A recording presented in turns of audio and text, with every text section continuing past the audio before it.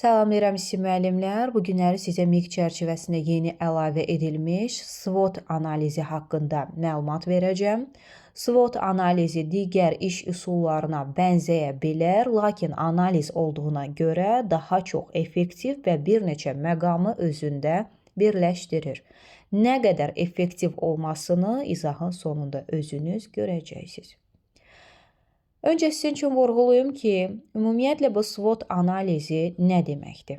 Biz burada güclü tərəfləri, zəif tərəfləri, yəni deyək ki, müsbət və mənfi tərəfləri, bizim inkişafımızı və inkişafımıza mane olan məqamları analiz edəcəyik, yəni təhlil edəcəyik, araşdıracağıq.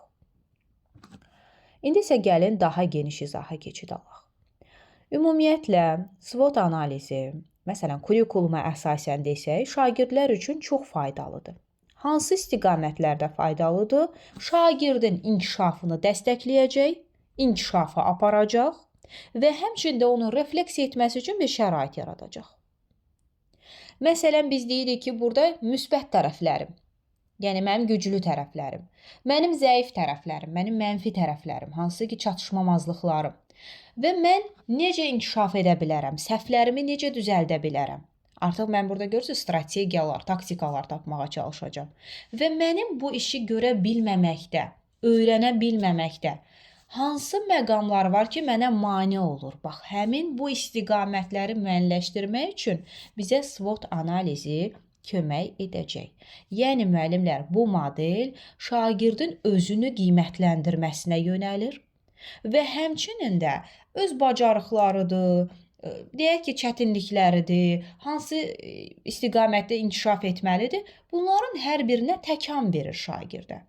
Və burada ön planda olan nədir? Metakognitiv bilik inkişaf edəcək. Sonra müəllimlər, belə bir şey vurğulayaq ki, ümumiyyətlə bu SWOT analizi şagirdin özünü dərk etməsinə şərait yaradacaq. Məsələn, əlavə olaraq deyim ki, sosial bacarıqların da inkişaf etməsinə təkan verir. Məsələn, şagird planlı iş görməyə can atacaq, artıq çalışacaq, qərar verməyə cəhd edəcək, sosial bacarıqları inkişaf eləyəcək, ünsiyyəti inkişaf edəcək və özünü təkmilləşdirmək üçün hansı istiqamətdə irəliləməlidir, öz istiqamətini tam şəkildə seçə biləcək. Ona görə də dedik ki, həm şagirdin inkişafına təkan verir, həm də refleksiya edir. SWOT analizi ümumilikdə qısa olaraq deyə bilərəm ki, bir şagirdin şəxsi olaraq inkişafını hədəf alır. Bir də öyrənmə strategiyası, öyrənmə taktikalarını hazırlaması üçün istifadə edilən bir analizdir. Mən burada metakognitiv biliyimə əsasən strategiyalar, taktikalar, planlı şəkildə iş görürəm, işlərimi planlayıram öncədən, günlük özüm üçün rutin qururam, bir rejim hazırlayıram. Bunlar hamısı SWOT analizinə daxildir. Məsələn, bir misal çəkim sizin üçün SWOT analizini sinifdə necə apararam? Mən şagirdəm. Mən özüm üçün SWOT analizi apararkən deyirəm ki, mən bu mətni oxudum.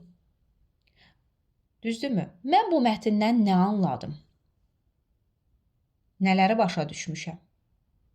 Və yaxud da deyək ki, mən kimya fənnində təcrübə zamanı, laboratoriya işi zamanı nəyi yaxşı bacardım?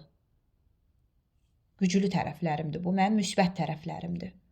Hələ ki, müsbətlərimi üzə çıxardıram, üstünlüklərimi kəşf eləyirəm. Keçid alıram ikinciyə, zəif tərəflərim. Zəif tərəflərim deyəndə mən deyirəm ki, mən təcrübə işi zamanı nələri səhv etdim ki, lazımi nəticəni almadım. Və yaxud da deyirəm ki, mən mətni oxuyarkən tam onun məzmununu anlaya bilmədim. Hansı hissələri, hansı sözləri mən diqqətimdən yayındırdım, sadəcə oxudum. O sözlərin mənasını, belə deyək, əhəmiyyətini mətndə dərk eləmədim. Ona görə də anlaya bilməmişəm. Keçid alıram digər məqama, imkanlarım. İmkanlar nədir? Mən səhvlərimi düzəltmək üçün nə etməliyəm? Mətni oxuyuram, əzbərdən yadımda qalır, amma mətnin məzmununu tam dərk eləyə bilmirəm. Bunun üçün nə etməliyəm? strategiyalarım, taktikalarım, özümə görə ən rahat yollar, ən səmərəli yollar tapa bilərəm. Düzdürmü? Mən nə etməliyəm ki, mənim bir misalı məsələni düzgün şəkildə həll etməyim üçün nələrə diqqət yetirməliyəm? Məsələn, düsturu yadda saxlamalıyam, qaydanı yadda saxlamalıyam.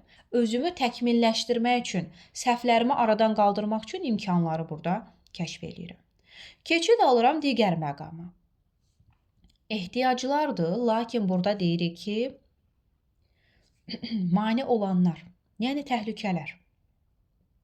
Bir növ biz belə izah edə bilərik ki, sanki burada bizə mane olan məqamlar nədir? Bunu aydınlaşdırırıq.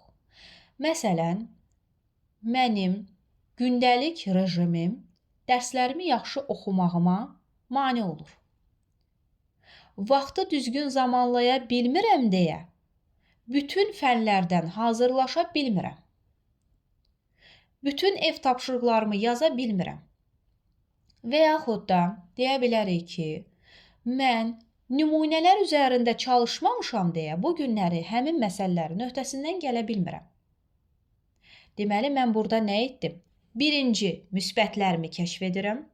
İkinci, mənfilərimi üzə çıxardıram. Üçüncü, imkanlar dedik. Nəyi, necə etməliyəm ki, daha yaxşı nəticə alım? Özümü təkmilləşdirirəm. Mənfilikləri aradan qaldırmaq üçün çalışıram, inkişafdır bura. Və ən dördüncü mərhələ, ən sonuncu mərhələ, nə deyirik biz buna? Mənə mane olanları kəşf eləyib aradan qaldırmağa çalışıram. Nəyi etməməliyəm? Belə deyək, müəllimlər, ümumiyyətlə SWOT analizi şagirdin özünü tanımağına yönəlib. Özünü tanı, metakognitiv biliyini işə sal, özün üçün strategiya, taktika, planlar, ən səmərəli, rahat yollar tap və bu üzrə çalış, inkişafa çatacaqsan.